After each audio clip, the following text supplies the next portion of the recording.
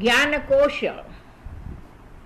पुराणास सर्गच्च प्रतिसर्गच्च वंशो मन्वन्तराणि च वंशानुचरितं चैव पुराणं पञ्चलक्षणम्.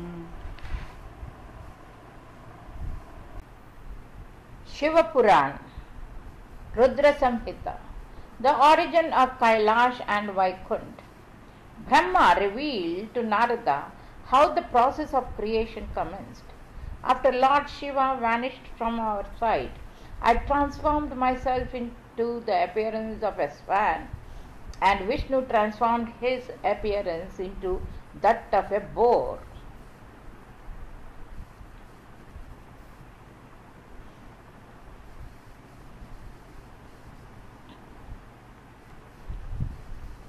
With the purpose of commencing the process of creation.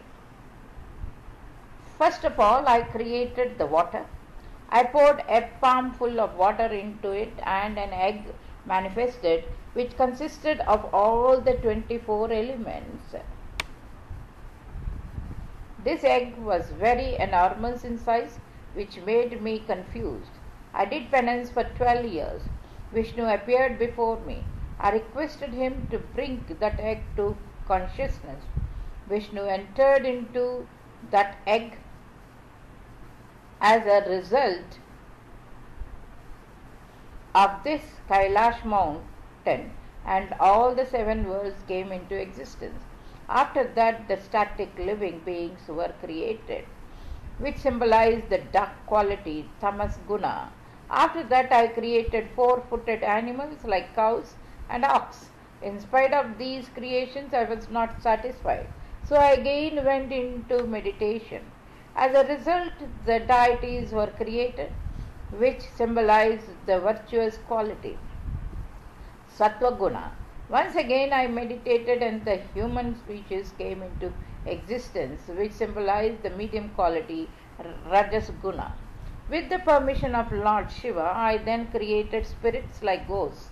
After that, I created my 5 Manasaputras, Sanaka, Sadana, and Sadananda.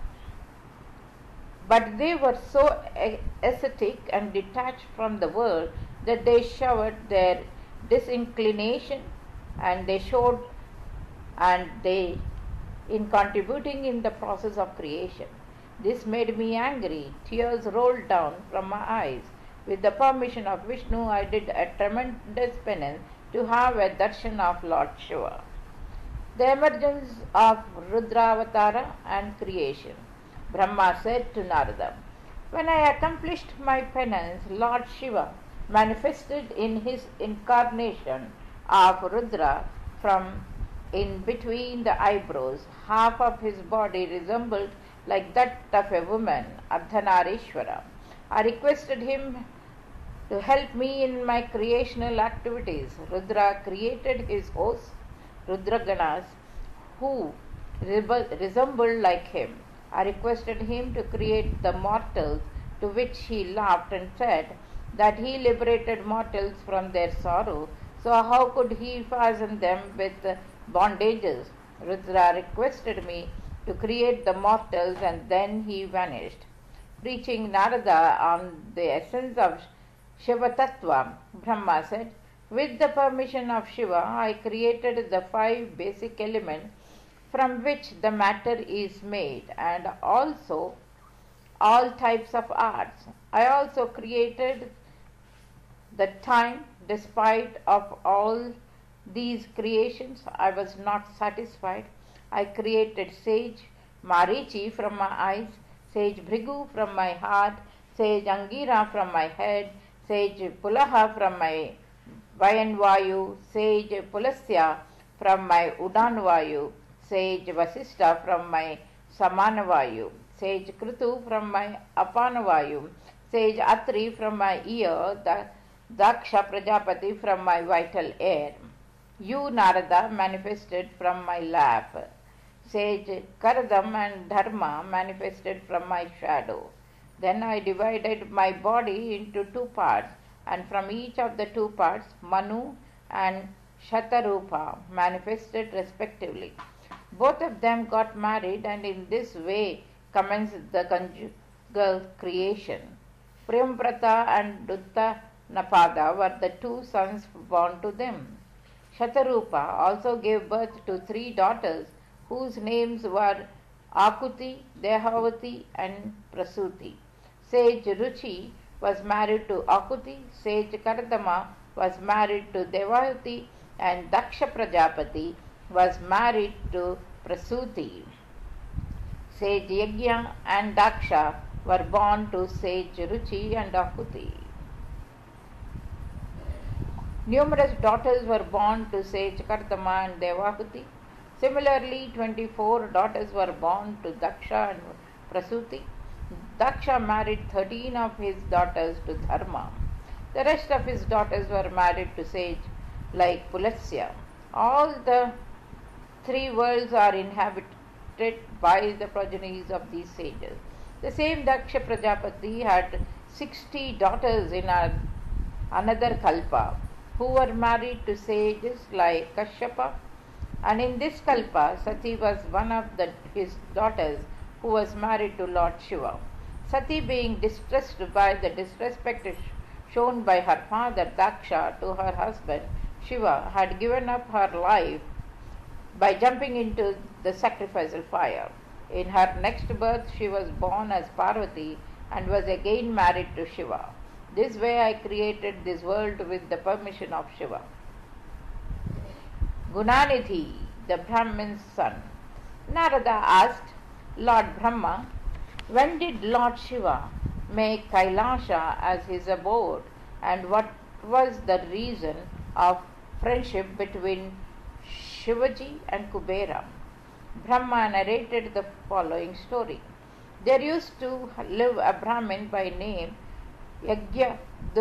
Datta in Kapilaya Nagar, who was proficient in the performance of Somayagna. He had a son named Gunanidhi.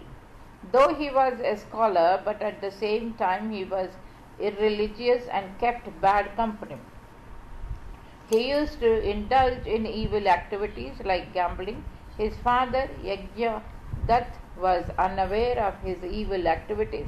Whenever he asked his wife about Gunanidhi, habits and conduct, his wife used to tell lies and praised the conduct of Gunamidhi. Thus Gunamidhi conditions become worse day by day. Yajna married Gunanidhi with a girl belonging to a well-to-do family. But his habits had not changed. His mother tried her best to make him understand, but it was on no avail. One day, Yajna saw a gambler wearing his ring. He asked him about that ring. The gambler told him that his son Gunanidhi had lost it to him in the gamble. He also informed him that he had also lost numerous ornaments and other properties in the gamble. Yajna became very angry. He married with another woman after abandoning his wife and son. When Gunanidhi came to know about his father's second marriage, he moved to another place, cursing his fate. He kept on walking till he became tired.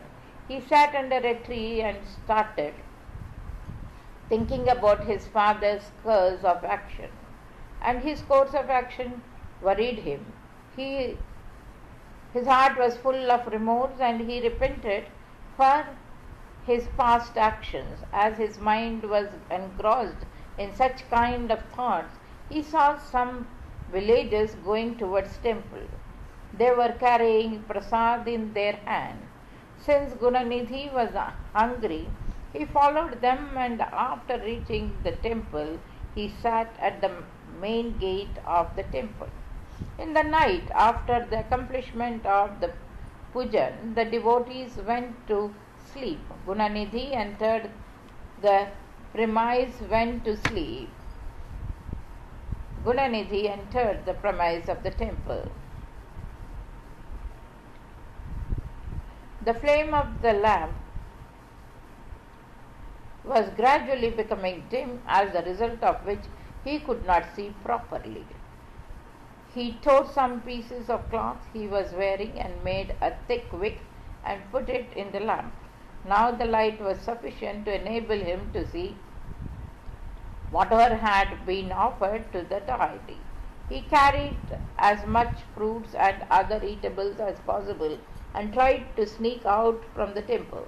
Unfortunately, he dashed against a devotee who woke up and chased him, shouting, "Thief, thief!" Hearing this, his cries, all the other devotees woke up and caught Gunanidhi. He was given such a nice thrashing that proved to be fatal, and as a result, Gunanidhi died. The Yamadats arrived to take his soul to, and Yamadutas arrived to take his soul to Yamaloka. But right then, the Shivaganas arrived and prevented the Yamadutas from carrying his soul. They informed the Yamadutas that Gunanidhi was entitled for Shivaloka, as he had devotedly observed the Shivaratri fast, had listened to the tales of Shiva, and lighted up the lamp which was about to go off. The Shivaganas also informed the Yamadutas that in his next birth Gunanidhi would become the king of Kalinga. In this way, Gunanidhi attained to Shivaloka. In his next birth, he was born as a son of King Arindam, the king of Kalinga. He was named as Dama. When he was still young, his father Arindam died. So Dama succeeded him as a king of Kalinga. He renovated all the Shiva temples which came under his jurisdiction and passed a decree which made the worship of Lord Shiva compulsory for all the subjects. By the blessings of Lord Shiva, he became the king of Alakapuri and was known as Kubera. During the Padmakalpa, sage Vishwarava was born to sage Pulasya, the Manasaputra of Lord Brahma. Vishwara's son Vishwaran ruled over Alkapuri for a long time. This city was constructed by the deity Vishwakarma. Vishwaran was a great devotee of Lord Shiva. During the Kalpa, named Meghavahan, Gunanidhi did a tremendous penance for 10 lakh years. As a result of this penance, his body was reduced to skeleton. Lord Shiva became very pleased with him and appeared before him, accompanied by his consort Parvati. He told Gunanidhi to ask for any boon which will be fulfilled.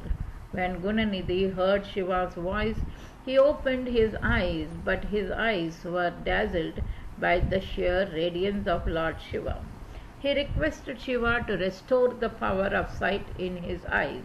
Shiva blessed him, as a result of which he was now able to see the divine sight of Lord Shiva.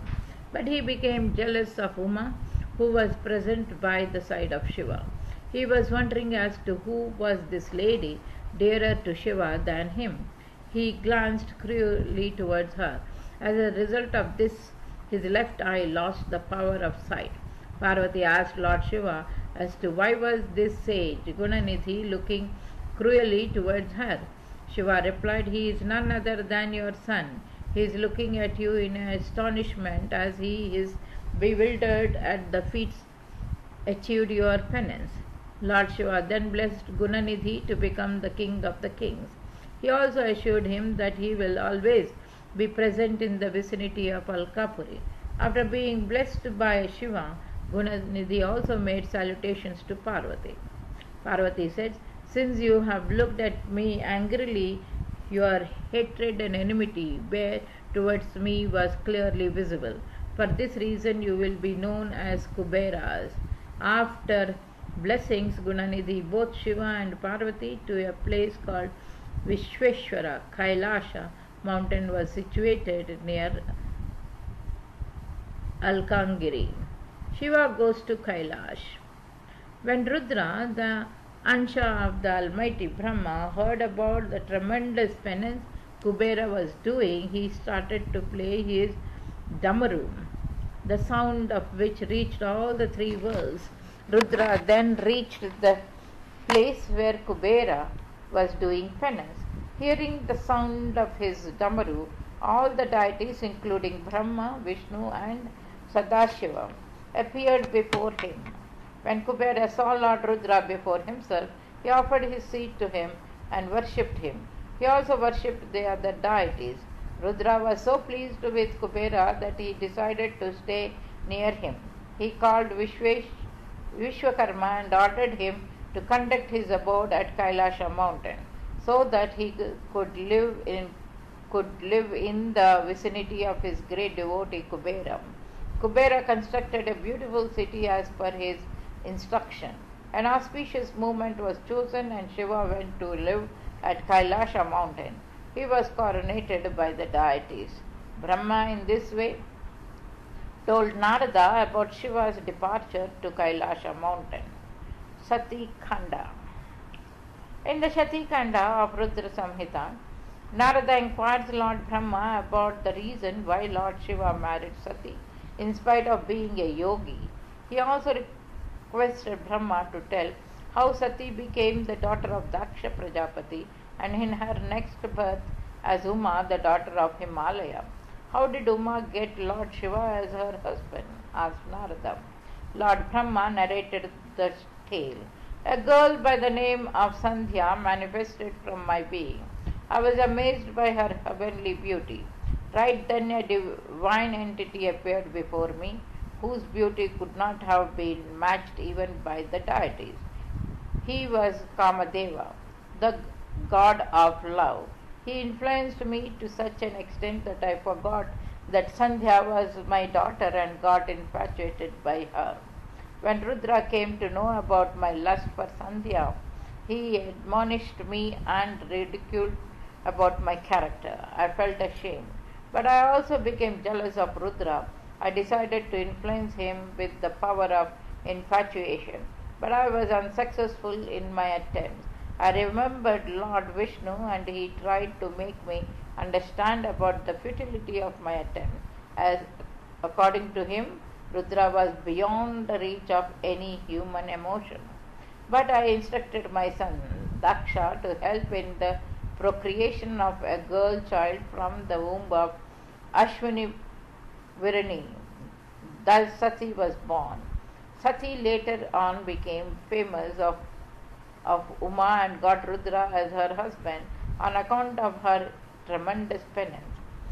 Though Rudra was free from all kinds of attachment, but still he became so influenced by the desire for procreation that he married with Sati. He enjoyed a blissful married life for a very long time. Rudra's father-in-law, Daksha, in his arrogance, started condemning his son-in-law, Rudra. Once Daksha organized a grand yajna ceremony. He gave invitation to everybody except Rudra and Uma.